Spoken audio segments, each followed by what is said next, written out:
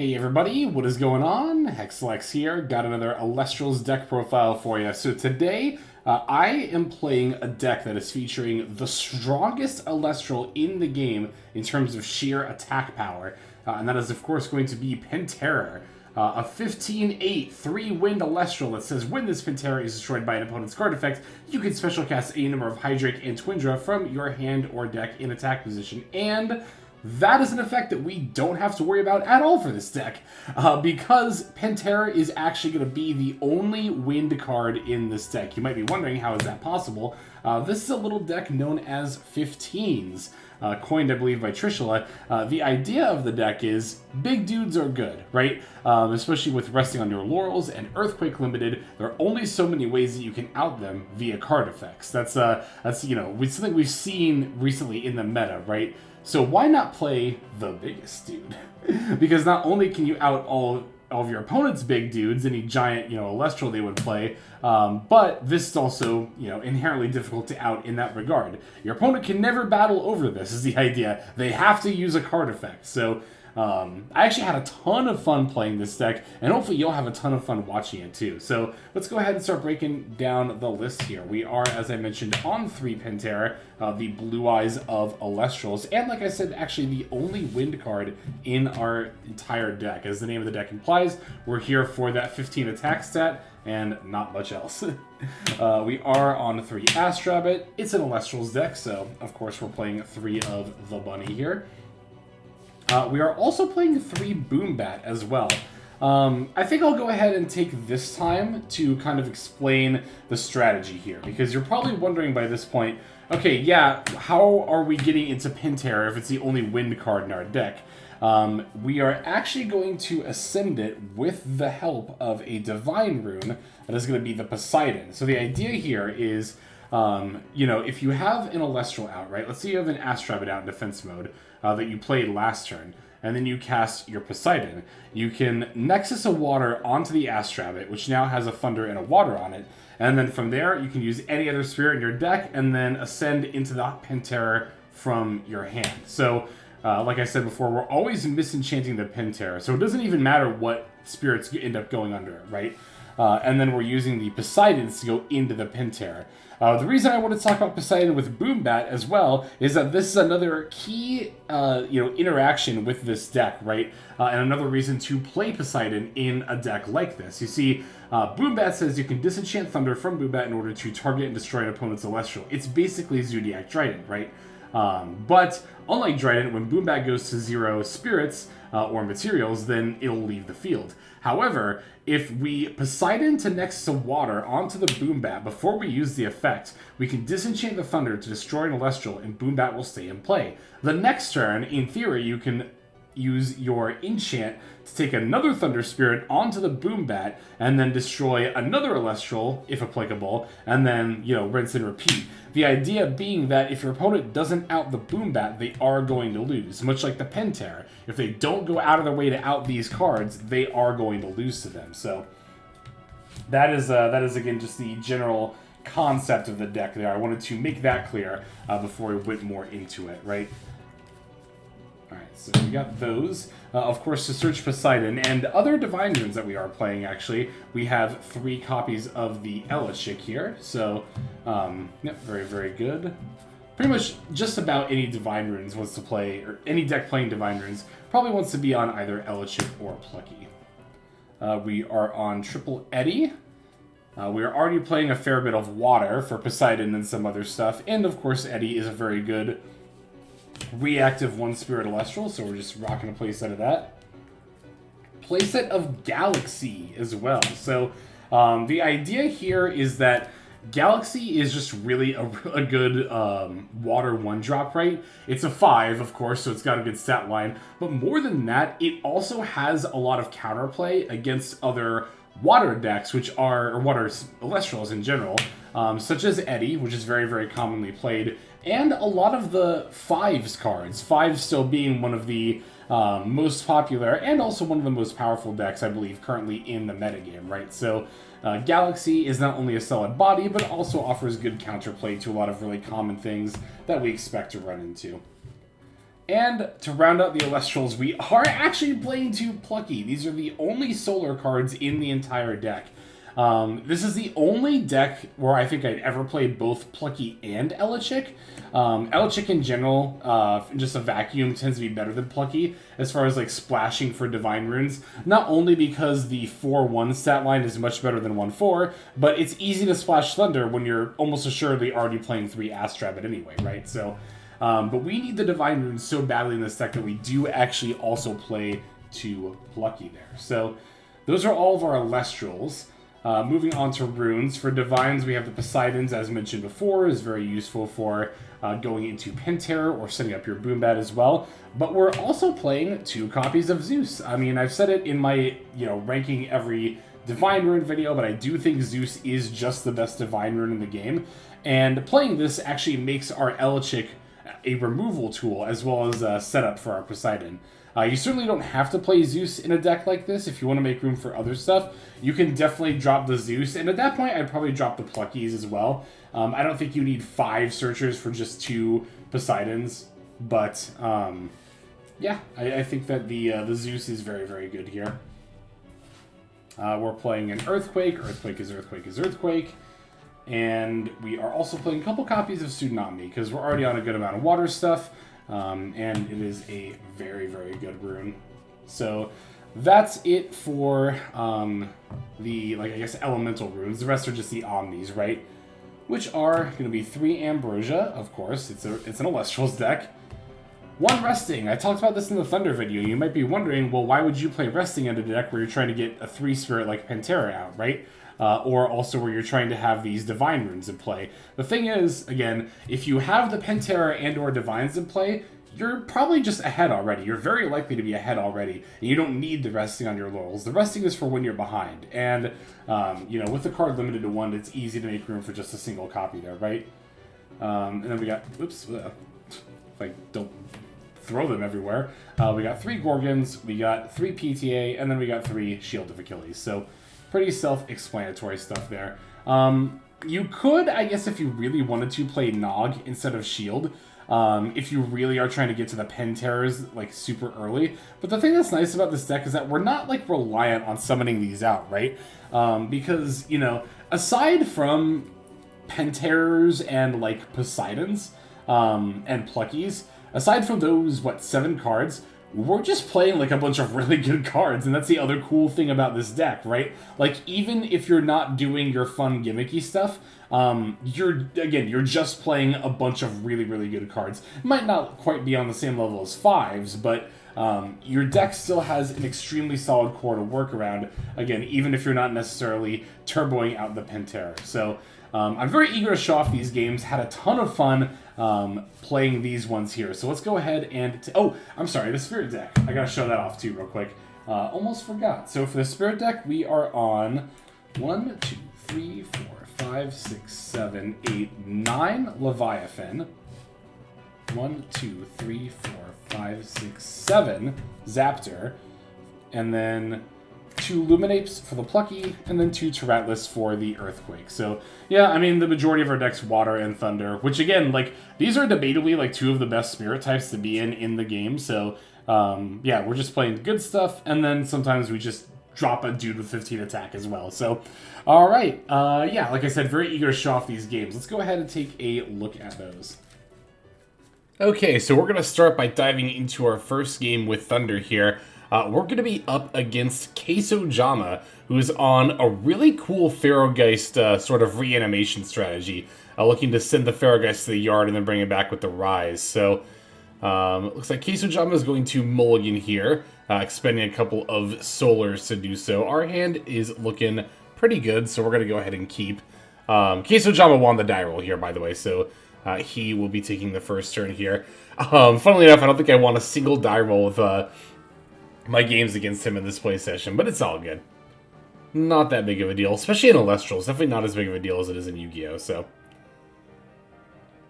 alright, Kiso going for that new hand, and I believe keeps it here. Don't mind me, I'm just swapping out a sleeve. I noticed had a bent corner there. So, alright, looks like Kiso's going to lead with First Light. This is a Solar Invoke rune that lets them stack a Alestral, a Solar Alestral on top of the deck. So Ferrogeist going directly on top of the deck.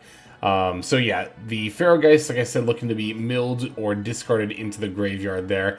And then looks like he's going to throw down the Avalanche here. I'm going to end up milling PENTERROR and 2 Plucky. So when I saw that, I was like, well, because I'm not summoning PENTERROR this game. Queso hit, I saw the Rise there, and of course the Ferrogeist. I think there was a Morlith was the third card, so if I recall correctly. Anyway, Nog coming down, Nectar of the Gods going to draw Queso 2 cards here. And let's see what follows up after that. Okay, Queso going for a Fire Spirit here, and throwing down the Ash Rabbit. So Ash Rabbit's going to present a few interesting choices here. Rise from the Ashes is going to be one of them. Nog is going to be another. And the third, I believe, is actually Ferrogeist. Queso's going to take a moment to consider. And yeah, the third is Ferrogeist. So we're going to go ahead and give Queso the Ferrogeist back to the hand. Obviously, we can't give Rise, otherwise he can just summon the Ferrogeist. And I really don't want him to draw 2 more cards off of Nog here. So Golden Apples of Discord. This is a card that discards a card from the activator's or the player's hand, you know what I mean. And then it forces the opponent to randomly discard a card and then mill 2. So that's what I have to do. I have to randomly discard a card. Queso's going to roll to pick here.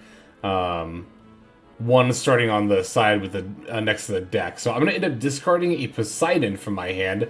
And then I have to mill 2, which is going to be Boombat and then Tsunami. So again, discarding Poseidon after having milled double Plucky PENTERROR was not the most ideal, but he's going to pass back to me after this. We do have an Eddy in hand, so we get to use Eddy to just force his Ash Rabbit into attack mode here, and then we can simply swing over the Ash Rabbit with the Eddy. Looks like we have a back row to set before that, and then yet battling over. So some pretty good stuff there before passing back over to Queso. Alright, he's got a Solar, this time for Campfell. Campfell being the Solar 3/4 that, when destroyed, lets him recover the Solar or Lunar Spirits. So, if I recall correctly, I just drop another Eddy here. Yep, second Edward. Just going to flip that Campfell to attack mode. Still going to battle over here, even though I don't end up, you know, obviously I'm going to end up healing by battling over the Campfell, but I mean, it's obviously better than just leaving it in play. It's just, we can't do that. We can't just leave, you know, the Campfell in play. Especially because if it gets ascended over, he'll heal the spirits anyway, right? So, definitely want to take care of it here. Swinging for 1 with the Eddy, and then passing back over. We got 3 in hand of that 1 face down as well, so. Alright, another Solar. I think this is another Campfell, isn't it? It is. It's another Campfell here, so. At this point, I think I do actually have the setup for the PENTERROR, and I was debating going for it, but actually, if I recall correctly, I have a bit of a better play here. I'm just laughing because I'm like, oh, I gotta stop saying if I recall correctly. I already feel myself slipping into that habit. I might start, like, trying to do some more live commentary for these games. Let me know if y'all in the comments want to, are interested in that, or if you like the post commentary. Here we're going to Elchik for Zeus. So, I actually did have another Poseidon and PENTERROR in my hand at this point, but I decided that going Elchik for Zeus was a little bit better here, in terms of just being, you know, an efficient out. So, I'm going to put 3 Thunder underneath the Zeus, use one of them to weaken the Campfell down to just 1 attack, and then we can simply swing in here. Again, we're going to destroy the Campfell. Queso is going to get to heal, but we do get to swing for 2 after that, which is nice, so. Alright, passing back over. Yeah, Queso is just really struggling to, you know, get some footing here. Our plays have been both, you know, both proactive and reactive in the sense that they're just good tempo plays. Eddy is inherently a great tempo play, and then Elchik for Zeus is as well. So I think Queso just expended a draw and then passed. It's a pretty rough hand from him, but don't worry. In the next game, we'll see his deck do a lot more cool stuff. So here it is. I'm going to Poseidon a Water onto my Edward, and then from there, we are going to ascend over that Eddy, throwing down. I think I just do a Solar here. Like, I was going to do a Thunder, but then I remembered I milled both Pluckies, and I was like, yeah, I'll just do a Solar here, because we don't need those anymore. And boom, there is the PENTERROR. So, dropping the most powerful Alestral on the board. I remember Queso being pretty thoroughly stunned here. as we did, in fact, like I said, drop the PENTERROR down. So this means we get to swing here for a total of 5, which is a huge swing. That's the thing about big Alestrals, right? And why they're actually not that bad in this meta at all. Not only are Earthquake and Resting on Your Laurels limited, which are 2 of the best outs to big, like 2 or 3 Spirit Alestrals, but you know, the fact that they swing for, you know, multiple spirits of damage is very relevant too. On top of course, of their big bodies. So, all right, Kisojama going into the Spirit deck there. Let's see if he can find anything. All right, we're using a Thunder for an Astrabbit. I think my face down was a Shield of Achilles. I think I actually noticed it for a moment there. So that's one thing I've been trying to do a little bit better about, is like keeping my hand closer and not tipping it so much like I was doing it like with my games against Sand Sally. So yeah, it's funny, you know, despite having played Yu-Gi-Oh for so long, I actually have never played Yu-Gi-Oh remote duels, because I quit the physical game in 2016. Excuse me, and then returned to Master Duel in 2022. So, Alestral's webcam games are my first remote/webcam games ever, right? Now, looks like Kiso's going for the Ambro here. Healing back some spirits. But will it be enough? Let's see. So, 2 solar and a fire going back in the spirit deck for Kiso there. Thanks to Z Ambro. And I don't think he has too much else to do at this point. Like, he hasn't had any back row here. Unfortunately. So, okay, no, he's got one there. So, gonna set one before passing back over to me. I mean, honestly, if the, you know, PENTERROR got shielded or something, that'd be very annoying. But at the same time, it would cost a lot for Ojama to do it here. And we could still just go into the PENTERROR on the next turn. We do still, of course, have that Poseidon laying around. So I'm going to Zeus on the Astrabbit here. Just because, like, I felt like there was no reason not to, right? Like, we could just run over it with PENTERROR. But I just want to get in that damage. And it's like, you know, actually, I'm going to expend a draw here. Finding an Ambro. We're going to go ahead and use that, because we're actually getting a little bit lower ourselves. Oh, yeah, I remember I was looking through my graveyard here. I was like, wait, I thought I had more spirits that I've used so far. Where are they all? You can see me, like, you know, shuffling through my yard in confusion.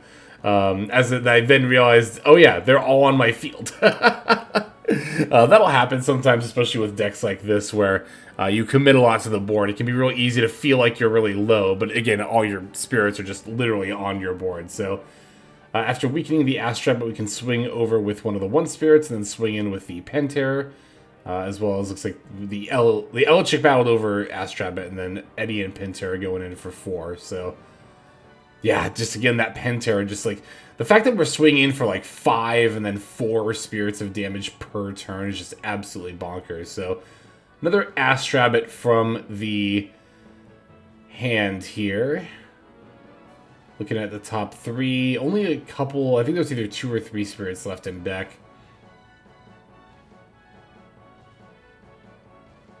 And, yeah, unfortunately for Ojama, I don't think this game is going to end up lasting too much longer for him here. Well, I'm actually cheating, because I'm watching this in the editing software, so I can actually see the timeline. I actually know the end of the game is about to come up here, because I, like, cut it beforehand, and now I'm post-commentating over it. But anyway, a little behind-the-scenes stuff there. Anyway, it's a pretty simple win here. Like, yeah, I can just drop Astrabbit. I could drop any 1 spirit. I could have also just, like, Nexus to the Poseidon onto something. Because, yeah, I said 2 or 3, but I think if I'm remembering right, he actually has 5 left here, which is why I needed another body in order to be able to... Or no. Yeah, he has 5 left here, so I need another body to be able to put him at 0. You know, technically at Alestrals, or in Alestrals, if you're at 0 in Spirit Deck, of course, you're not dead yet, but 0 in Spirit Deck without anything on field is basically just being dead, right? So, because you can't cast an Ambro at that point. Yeah, he's got nothing, so... Alright, GG's there, but we're going to go ahead and go into a second game here. And let's see, he's going to start off with the Astrabbit. course, I have no hand traps, so no response there. Yeah, we didn't get to see too much of Queso's deck in that last game, but like I said, we will definitely get to see a good bit more of it here. Don't you worry. So, and it's a very cool deck too. All right, so I think he's still picking for Astrabbit here. Yep, looks like he found one. All right, let's see what he goes into here. Well, rather, what all he sets is what I meant. We, of course, don't get to see the the card that is added off Astrabbit. Astrabbit's insane for that. Like, Astrabbit really should have just said Foretell. Like, I know Foretell wasn't a mechanic at the time, but, like, they should have foretold that. I don't know. So, Avalanche coming down. That, again, for those who are unfamiliar, is a 1 Frost Spirit card that forces both players to mill 3. So, Case is going to mill the Koagma, Ambro, and I think that was a Rise from the Ashes. And I was yapping about something here. I was not paying attention to the fact that I had to mill 3, so I think I do that here in a moment. Yep, here I go. So I milled Shield, Eddie, and then a second Edward. All right, another Avalanche coming from Queso here. This time I'm going to mill Boombat, Ambro, and Elichik. And let's see what he ends up milling here. It's going to be... I saw Astrabbit Guardian, and then the Pharaohgeist was in there as well. So, yep, here is the Rise from the Ashes from the hand. Turn 1 Pharaohgeist. This is what his deck is intended to do. Funnily enough, Rise actually does force you to bring the Celestial back in attack mode. Not the end of the world for Pharaohgeist, though, because it's a 9/13, so already pretty strong. Cannot be destroyed in battle, cannot be returned to the hand. Also, in order to cast cards, I'm going to have to expend an extra spirit every time I want to do that. So basically, it's a towers with attacks, right? Yeah, Queso's saying, like, this interaction is cool, but once the Pharaohgeist hits the board, then the opponent starts to feel despair, which I was definitely feeling here. So that's the thing. Guardian of the Fleece, which we also saw briefly in Queso's deck over there, is able to protect the Pharaohgeist from being destroyed by card effects. So at this point, I just need to try to draw card removal. It could be Boombat, it could be Resting, it could be Earthquake. I have those 5 cards off the top of my head. I just need to draw those before Ojama here can find the Guardian of the Fleece, right? So yeah, thinking here, realizing just how screwed I am in the wake of this Pharaohgeist, I actually have to cast a Misenchanted Galaxy here. I guess I don't have to, but I decided to just to have the 5 defense up. Set 1, and then Queso reminding me that I have to expend yet the extra spirit for the Pharaohgeist. And that's when I realized, like, oh no, this thing is attacks and a tower. Is like, that's bad. It's like if Masquerade, the branded card in Yu-Gi-Oh, were a towers for towers is also a Yu-Gi-Oh term. I don't know how many people are watching or familiar with that, but a towers in Yu-Gi-Oh, named after the Yu-Gi-Oh card Apocryphort Towers, is one that is like protected from a lot of different kinds of effects, right? A lot of different kinds of removal. So re-enchanting the Astrabbit here. I think Queso is digging for that Guardian of the Fleece, really looking to get that protection on the Pharaohgeist, because his strategy is very all-in on it, right? Like, if I were to peel an Earthquake or something and just destroy the Pharaohgeist outright, that would be pretty devastating for him. So he's going to Drops of Leaf as well, which is, 2 spirits in order to shuffle back, reveal and shuffle back any number of cards in hand, and then draw that many +1. Again, for my Yu-Gi-Oh players out there, that's Magical Mallet, but you also get an extra draw, which is very, very good. That extra draw is a lot as far as like making that effect a lot better and like more worth playing. So, all right, and here is the double Lunar for Nog for a draw 2 there. I think my face down, I don't remember what my face down card is, but it's not relevant. I can't remember that much. And it looks like he did end up finding the Guardian of the Fleece. So, yeah, that is the Towers has been assembled. Switching the Astrabbit to attack mode. Pharaohgeist battling over the galaxy, and then Astrabbit swinging in for 2 here. Drawing for turn. And, yeah, Funnily enough, I did. Yep, I top decked the Earthquake here. Literally, if he had not done all that digging for the Guardian of the Fleece, I would have had the out. And I kind of windmill slammed it here because I was like, oh, it's funny that I got it. But thinking about it back, I definitely should not have just activated Earthquake there. I should have waited until I had like a Boom Bat as well, like 2 forms of removal, to make sure I got rid of the Pharaohgeist. Because it would be very easy for Queso to just top deck another Guardian of the Fleece here, right? And just equip it again. And then I'd be very, very sad that I used Earthquake there. So, yeah, I don't have any Alestrals to play here either. I have to set one and pass. I think my hand is like... what is it? I think it's like Penterror, Zeus, and then maybe an Ambro or something. I don't know. It's something weird like that. And the thing is, tier 2, right? Like, I think I have a shield down. Now, like, well, I don't know, because I feel like I would have shielded the rabbit if I did. Maybe that was the card I just set. I really don't remember.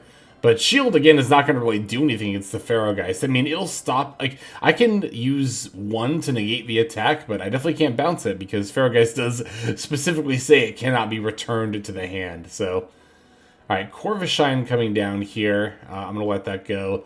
I think I have a Gorgons down. I'm pretty sure that's actually one of my face downs. And I was like, I just didn't feel like it was worth it to pay 2 spirits to stop the effect. Well, that would have stopped the attack. I think I would have actually used a Gorgons here. I don't know, maybe. It's, like, debatable, right? Because at this point, I'm taking so much damage each turn that it's, like, it matters. It, like, super matters, like, spending 1 more spirit than I may or may not have to, you know? Alright, drawing here. Let's see what we've got. Okay, face down. One of our face downs was Ambro. We had the bluff Ambro. Yeah, Moonrise is going to have a lot more, like, oh my god, the English language is so weird sometimes. How do I phrase this? Once Moonrise comes out, there's going to be a lot less incentive to set bluff Ambro. That's what I was going to say there. Also, you know, I had to pay an extra 1 for the Ambro, but it's technically still worth it because I still heal a net of 1, so... I'm going to misenchant Eddie here, and unfortunately casting that is going to cost me an extra 1 off the Pharaohgeist. I have to be reminded again, because I failed to remember here. But we are also going to battle Eddie over the Astrabbit as well. Yeah, this is going to be expending that... Wait, pretty sure I do at some point here. Oh, did I not? Did I miss that? Or did we both miss that? I hope not. I think that is what happened here. Dang. Looks like he's re-enchanting Solar onto the Corvishine. Unless I just missed... Because I thought I did. I thought I misenchanted by putting a Thunder on the Eddie, and then I spent the water for the Pharaohgeist. I thought I remembered doing that, but maybe I just missed it, or maybe I didn't. Set 4 here was like, whoa, going from 0 sets to 4 sets. It's like, I don't know if it was 0. I think it was 3. Or, yeah. It was 1, so setting 3. Anyway, suddenly being at 4 set here is pretty brutal. We are going to end up tsunamiing here. And then my Eddie does also go into defense because it's not water enchanted. But that doesn't matter. That's fine. Alright, so... Yeah, managed to avoid taking damage there. But of course, the Pharaohgeist and Corvishine both have a fair amount of defense, so... Let's see what we can end up doing. I'm pretty sure I drew a Boom Bat by this point. If I don't... Yep, this was... I was like... I knew it! I thought I remembered that correctly. Yeah, this was the turn I drew Boom Bat. So, gonna play the Boom Bat here, and we are gonna use the effect. I don't have a Poseidon, which means I'm basically gonna have to sack the Boom Bat here when I disenchant, but that is gonna be an out to the Pharaohgeist, because again, thankfully, there's no Guardian of the Fleece, so I didn't misplay too badly here by doing that. Yep, the face down was Zeus. I thought I remembered it, one of the face downs being a Zeus at some point. So, I'm very low on spirit, so I can only put 1 Thunder on the Zeus to weaken it, and then I will, or to weaken the Corvishine rather, and then I'll swing over the Corvishine with the Eddie here. Now, it is worth noting that Queso is also pretty low. Looks like 3 spirits left in deck over there, so... You know, things are not entirely hopeless. And that's the cool thing about Alestrals. Like, there's so many situations that look really, really one-sided, but, like, it's so easy for your opponent to be in a spot where they are, you know, low on spirits. Like, yeah, they're in a good position, but they had to spend a lot to get there, right? So, it looks like he's going to Nog and then Corvishine with his last spirit here. Excuse me. Revealing the Morlith and the Ash Rabbit. Off the Foretell. So there's the draw and the stack.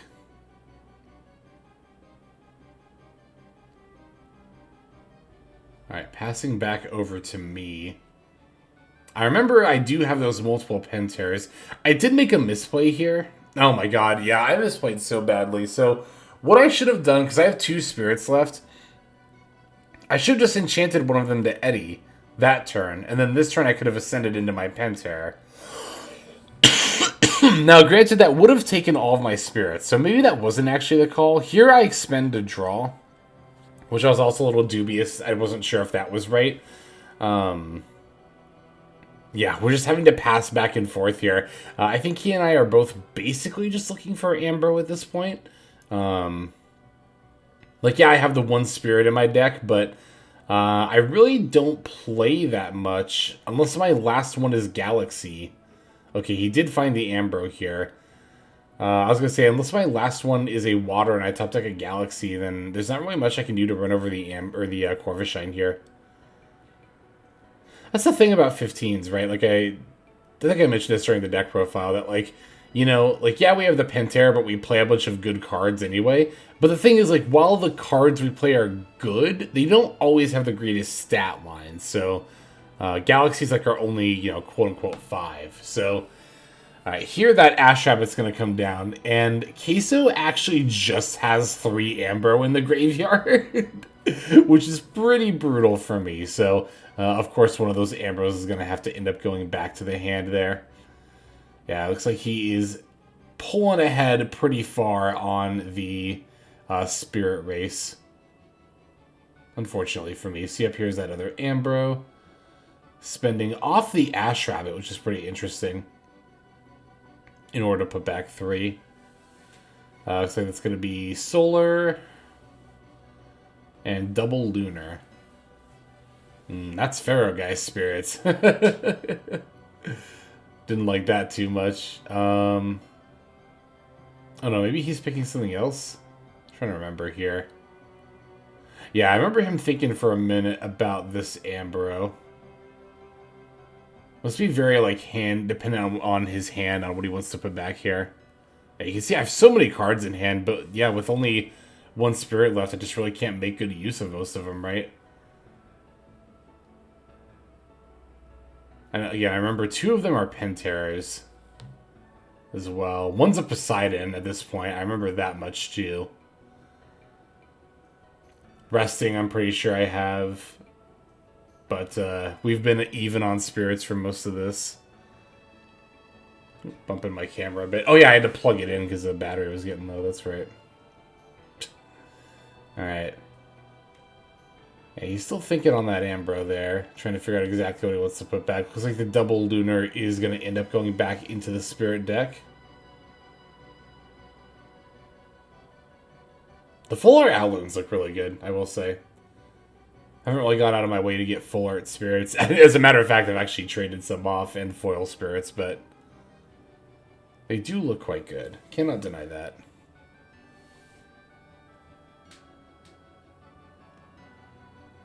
Alright, let's see what he's got. I think he is going to probably, let's see. I already cast Ash Rabbit, right? Yep, so yeah, he's just passing back over to me. I drew for turn there.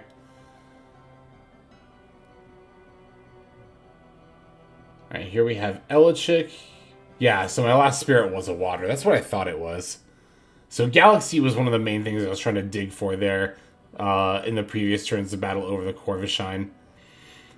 Here I'm going to try to swing in with the 2 He's going to take 2 Lunar, but I don't have anything left in Spirit deck, so definitely not a good spot for me to be in.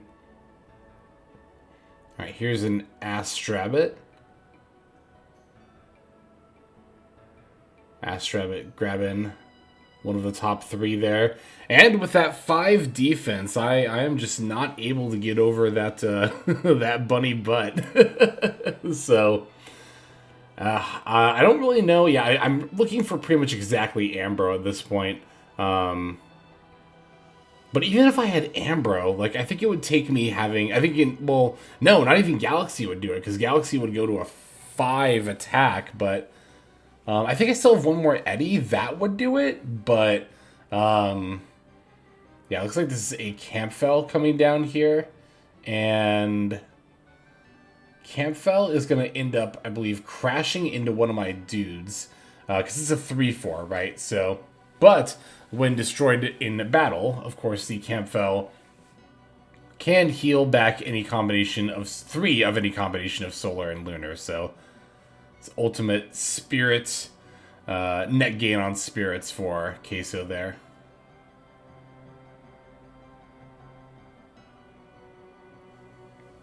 Alright, I'm looking at my hand, but alas, not much I can do here.